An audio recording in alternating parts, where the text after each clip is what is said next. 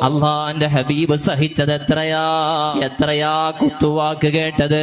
ഏറ്റവും മോശപ്പെട്ട വർത്തമാനം മജ്നൂൻ. അള്ളാന്റെ ഹബീബിനെ അവര് വിളിക്കാൻ കണ്ട പേര് ഭ്രാന്തനെന്നല്ലേ, കളിയാക്കിയില്ലേ, ആട്ടി ഓടിച്ചില്ലേ. മലഞ്ചെരുവിലെ തിന്നാനില്ലാതെ 3 വർഷത്തോളം കഴിയേണ്ടി വന്നില്ലേ. സ്വന്തം നാടും വീടും കുടുംബവും സമ്പത്തും ഇട്ടേച്ച് പലായനം ചെയ്യേണ്ടി വന്നില്ലേ.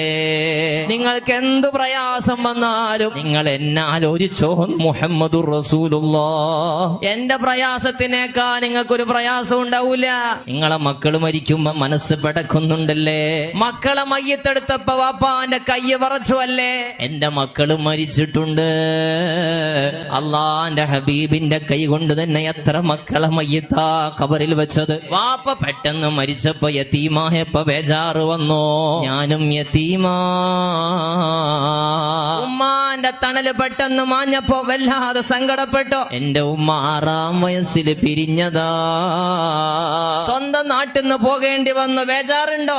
ഞാനും പോയവനാ.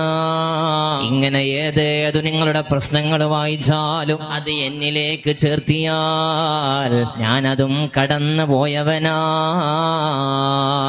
മുഹമ്മദുർ റസൂലുള്ളാഹി സ്വല്ലല്ലാഹു അലൈഹി വസല്ലം